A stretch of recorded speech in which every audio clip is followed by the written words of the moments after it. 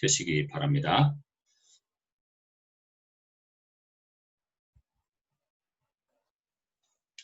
욥기 8장 1절에서 22절 우리 한 목소리로 함께 읽습니다.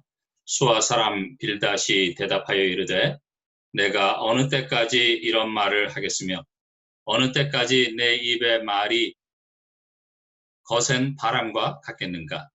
하나님이 어찌 정의를 굽게 하시겠으며 전능하시니가 어찌 공의를 굽게 하시겠는가. 내 자녀들이 주께 죄를 지었으므로 주께서 그들을 그 죄에 버려두셨나니 내가 만일 하나님을 찾으며 전능하신 이에게 간구하고 또 청결하고 정직하면 반드시 너를 돌보시고 내 의로운 처소를 평안하게 하실 것이라. 내 시작은 미약하였으나 내 나중은 심히 창대하리라. 청하건대 너는 옛 시대 사람에게 물으며 조상들이 터득한 일을 배울지어다. 우리는 어제부터 있었을 뿐이라 우리는 아는 것이 없으며 세상에 있는 날이 그림자와 같으니라. 그들이 내게 가르쳐 이르지 아니하겠느냐. 그 마음에서 나오는 말을 하지 아니하겠느냐. 왕골이 진펄 아닌 데서 크게 자라겠으며 갈대가 물 없는 데서 크게 자라겠느냐. 이런 것은 새순이도다 아직 뜯을 때가 되기 전에 다른 풀보다 일찍이 마르느니라. 하나님을 잊어버리는 자의 길은 다 이와 같고 저속한 자의 희망은 무너지리니 그가 믿는 것이 끊어지고 그가 의지하는 것이 거미줄 같은즉 그 집을 의지할지라도 집이 서지 못하고 굳게 붙잡아 주어도 집이 보존되지 못하리라. 그는 햇빛을 받고 물이 올라 그 가지가 동산에 뻗으며 그 뿌리가 돌무더기에 서리어서 돌 가운데로 들어갔을지라도 그곳에서 뽑히면 그 자리도 모르는 채하고 이르기를 내가 너를 보지 못하였다 하리니 그 길의 기쁨은 이와 같고 그 후에 다른 것이 흙에서 나리라. 하나님은 순전한 사람을 버리지 아니하시고 악한 자를 붙들어 주지 아니하시므로 웃음을 내 입에 즐거운 소리를 내 입술에 채우시리니 너를 미워하는 자는 부끄러움을 당할 것이라. 악인의 장막은 없어지리라. 아멘.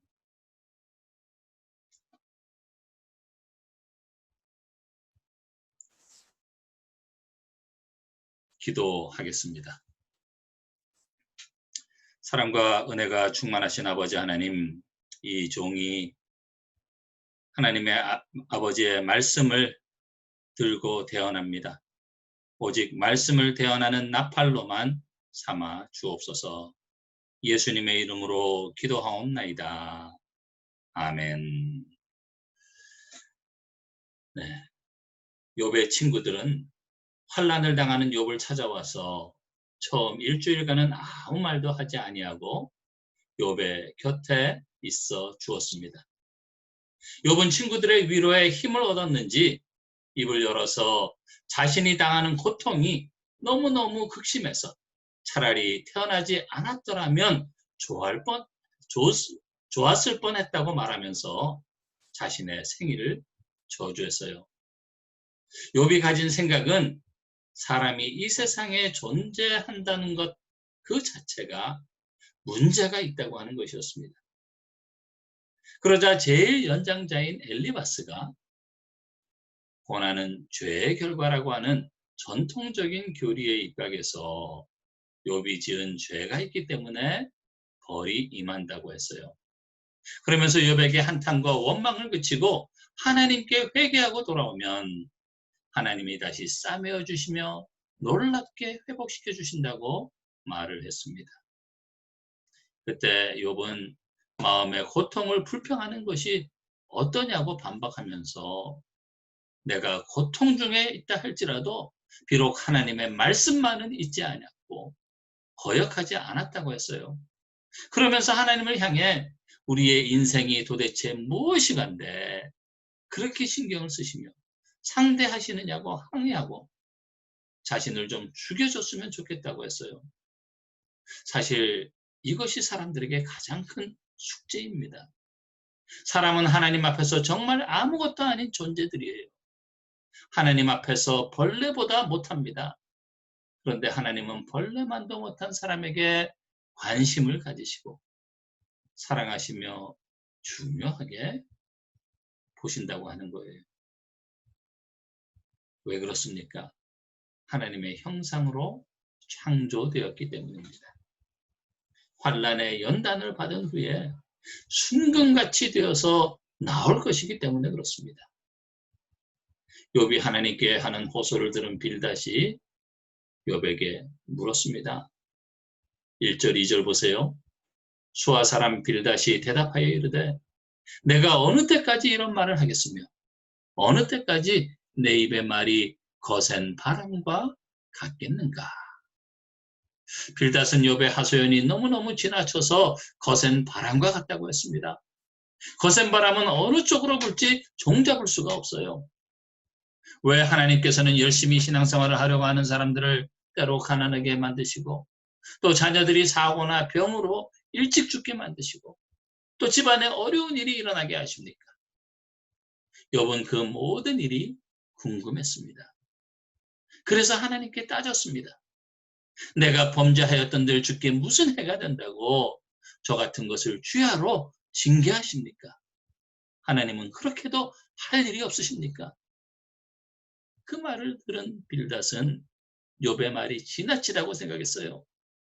빌닷은 욥을 그냥 내버려 두었다가는 그 입에서 어떤 말이 더 나올지 몰라서 이쯤해서 욥의 입을 막아야겠다고 생각하고 어느 때까지 내 입의 말이 거센 바람과 같겠는가 라고 한 것입니다. 그러면서 빌닷은 3절에서 하나님이 어찌 정의를 굽게 하시겠으며 전능하시니가 어찌 공의를 굽게 하시겠는가 하고 말했습니다. 우리 생각에는 하나님이 우리를 대하시는 것이 심히 불공평한 것 같이 보여도 하나님은 의로우시다고 하는 사실을 믿으라고 하는 것입니다. 사실 욥은 하나님의 말씀을 지키려고 애를 썼지요. 혹시 자녀들이 죄를 범해서 마음으로 하나님을 욕되게 했을까 생각해서 잔치 후에는 자녀들을 성결하게 했습니다. 또 자녀의 숫자대로 번제를 드렸어요. 그런데 왜 꾸준 자녀들이 다 죽었는가 하는 것이었습니다. 욥이 정말 받아들이기 힘든 것이 자녀들의 죽음이었어요. 4절을 보시기 바랍니다. 내 자녀들이 주께 죄를 지었으므로 주께서 그들을 그 죄에 버려두셨나니. 빌닷은 욥의 자녀들이 죽은 것은 그들도 사람이기 때문에 죄가 있고 그 죄 때문에 죽은 것을 인정하라고 지금 말하고 있는 것입니다. 사실 사람들 가운데 죄인 아닌 사람이 어디 있습니까? 사람들은 어린이나 아이나 젖먹이나 모두 다 하나님 앞에서는 죄인입니다. 그래서 하나님께서 죽게 하시더라도 사실 사람들은 아무 할 말이 없어요. 그래도 우리 마음속에는 이런 생각이 들지 않습니까? 그래도 최소한 남들이 사는 만큼은 살아야 하는데. 빌닷이 욥에게 내 자녀들이 주께 죄를 지었으므로 주께서 그들을 그 죄에 버려두셨나니 라고 하는 이 말은 자식을 잃은 부모에게는 참으로 하기 어려운 말입니다. 만약에 교인들 가운데 누군가가 사고를 당했거나 혹은 사업에 실패를 했을 때 그동안 신앙생활을 잘하지 못해서 그렇게 되었어요 라고 말한다고 하면 사실 그 말을 듣는 사람은 이중으로 고통을 당하게 되는 것입니다. 우리는 이런 식의 말은 조심하는 것이 좋아요. 우리는 다른 사람의 신앙을 함부로 판단해서는 안 됩니다. 그런데요, 믿는 사람의 자녀가 어려서 죽는다고 반드시 죄에 대한 심판이라고는 또 볼 수는 없습니다.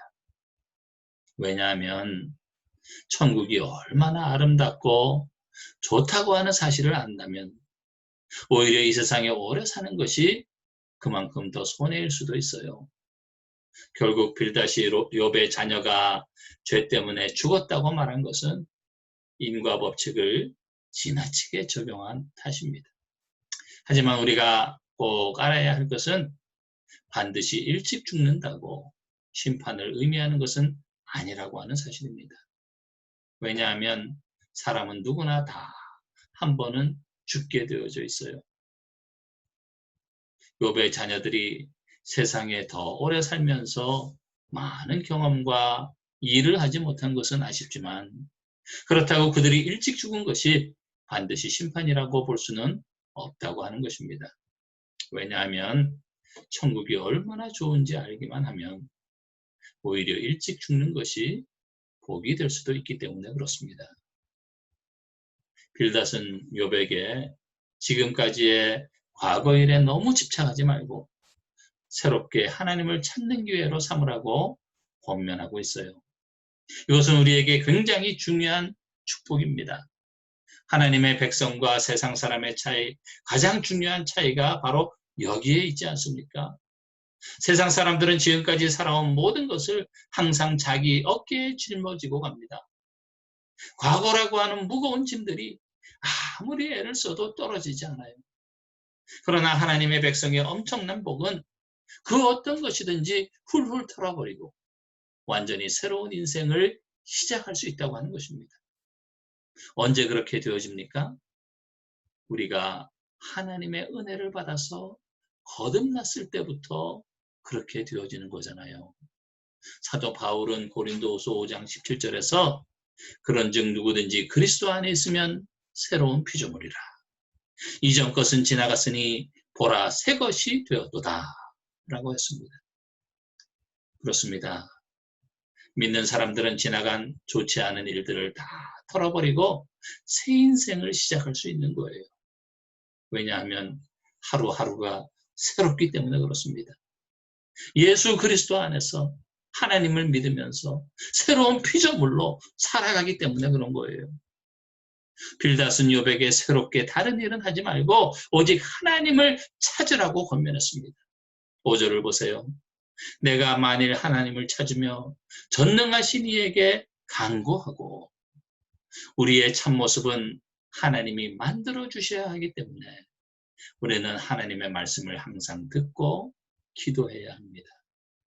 그렇게 하면 욥에 대한 하나님의 태도가 달라질 것이라고 빌닷은 말하고 있어요. 6절 보세요. 또 청결하고 정직하면 반드시 너를 돌보시고 내 의로운 처소를 평안하게 하실 것이라. 하나님은 욥을 사랑하셔서 연단을 주셨습니다. 하나님이 사랑하지 않는데 연단하시는 사람은 없어요. 욥은 이전에도 온전하고 정직했습니다. 그러나 연단을 통해서 더 온전하고 더 정직해지고 있다고 하는 것입니다. 그러고 나서 이 빌닷의 엄청난 축복의 말이 나오죠. 우리 7절 말씀 함께 읽어봅니다. 내 시작은 미약하였으나 내 나중은 심히 창대하리라. 욥은 예기치 않은 환난을 당해서 너무나도 보잘것없이 되었습니다. 세상적으로는 망했고 너무나도 미약하게 되었습니다. 그러나 사실 욥이 당하는 환난은 위장된 하나님의 복이었어요. 환난은 욥의 속에 있는 보석을 끌어내는 연단이었다고 하는 것입니다. 욥은 고난을 통해서 하나님의 말씀을 붙들게 되었고요. 그리고 그 말씀 속에서 하나님의 온갖 신령한 복, 영원히 쇠하지 않는 복을 받게 될 것이라고 하는 거예요. 빌닷은 욥에게 또 겸손하게 옛 시대 사람들에게 배우라고 권면했습니다. 8절에서 10절 보시기 바랍니다. 청하건대 너는 옛 시대 사람에게 물으며 조상들이 터득한 일을 배울지어다. 우리는 어제부터 있었을 뿐이라 우리는 아는 것이 없으며 세상에 있는 날이 그림자와 같으니라. 그들이 내게 가르쳐 이르지 아니하겠느냐? 그 마음에서 나오는 말을 하지 아니하겠느냐? 우리는 옛 사람들에게 묻고 또 조상들이 터득한 일을 배워야 합니다.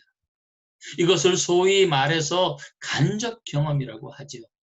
왜냐하면 우리 인생은 내가 모든 것을 다 직접 경험하면서 배우기에는 인생이 너무너무 짧습니다. 그래서 우리는 선조들이 이미 경험으로 축적해 놓은 지식을 내가 또 경험해서 배우는 것은 시간 낭비라고 말할 수 있어요.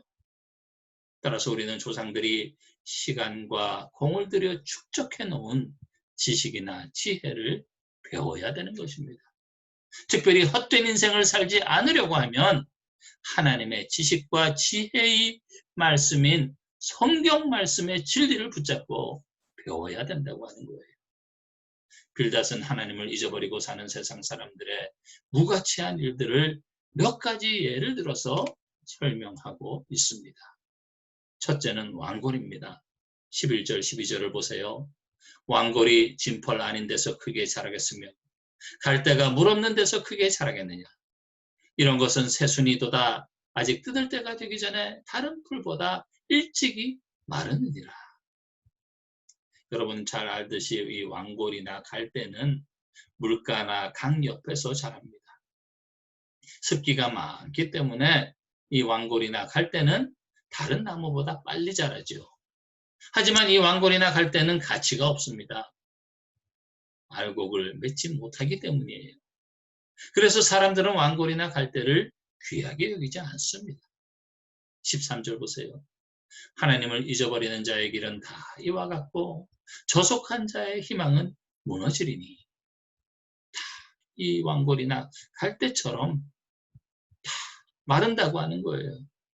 하나님을 모르고 이 세상에서 성공하고 출세하는 것은 왕골이나 갈대처럼 가치가 없다고 하는 것입니다. 이것들은 마르면 나중에는 불로 태워버리지 않습니까? 알곡이 아니기 때문입니다. 우리는 하나님 앞에서 알곡이 되어져야 하죠. 세례 요한은 이스라엘 백성을 향해서 알곡은 모아 곡간에 들이고 쭉정이는 꺼지지 않는 불에 던질 것이다 라고 경고했습니다. 빌닷은 두 번째 거미줄을 예로 듭니다. 14절 15절을 보세요. 그가 믿는 것이 끊어지고 그가 의지하는 것이 거미줄 같은즉 그 집을 의지할지라도 집이 서지 못하고 굳게 붙잡아 주어도 집이 보존되지 못하리라. 여러분 잘 알듯이 거미는 곤충들이 날아다니는 곳에 집을 쳐놓습니다.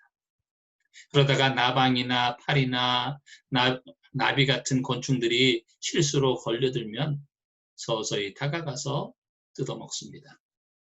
이 곤충들에게는 거미집이 얼마나 무서운지 몰라요. 그러나 다른 큰 짐승들에게 거미집은 아무 힘이 없습니다. 한번 지나가고 나면 다 부서져 없어지고 말지 않습니까? 예수님은 이런 집을 모래 위에 지은 집이라고 말씀하셨어요.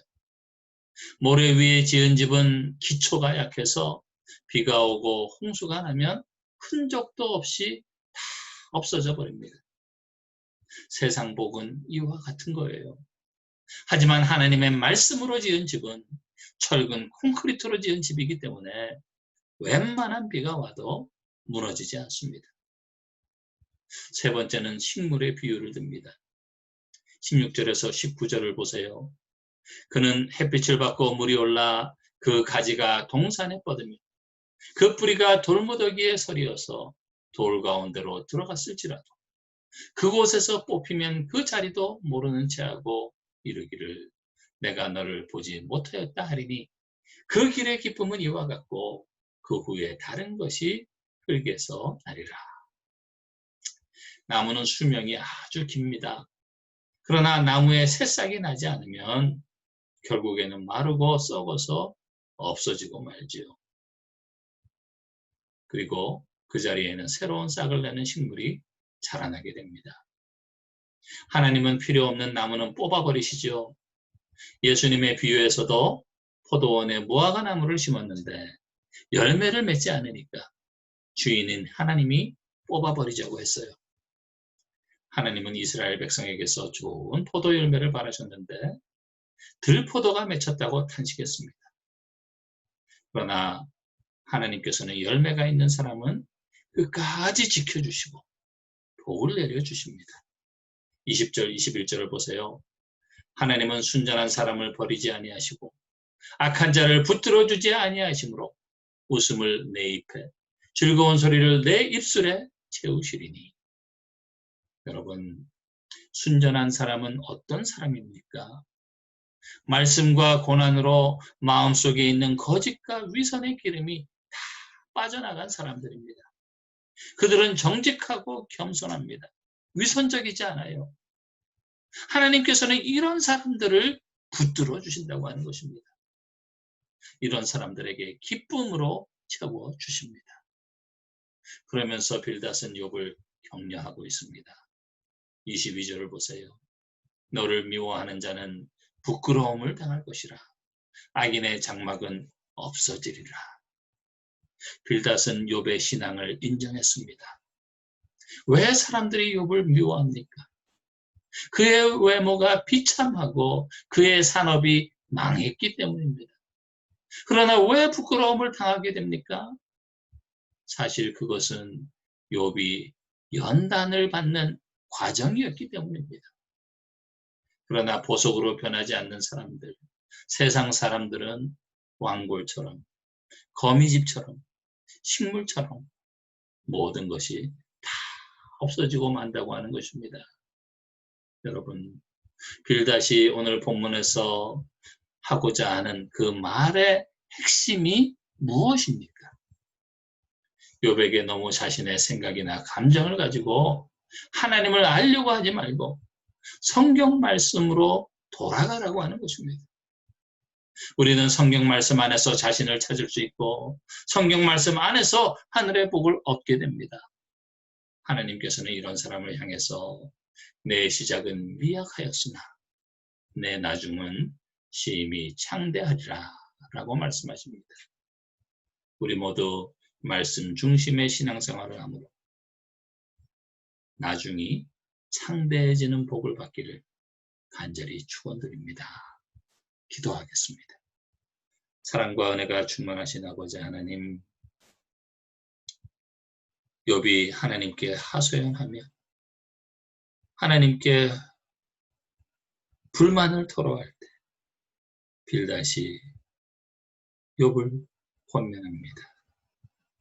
내 시작은 미약하였으나 내 나중은 심히 창대하리라. 내가 고난을 견디고 하나님의 말씀을 묵상하고 기도하면 결국은 순금과 같이 나오게 되리라고 하는 것입니다. 하나님, 저희들 어려운 가운데 더욱더 주님의 말씀을 묵상하고 더욱더 하나님께 가까이 나아가는 계기가 되기를 원합니다. 하나님, 이 역병이 하나님께서 알곡과 쭉정이를 나누는 시간이라고 하는 것을 저희들이 영의 눈을 뜨고 바라봅니다. 하나님, 쭉정이가 되지 않게 하시고 정말 하늘 곳간에 쌓여지는 알곡들이 다 되어지게 해 주옵소서. 우리 주 예수 그리스도의 이름으로 기도하옵나이다. 아멘.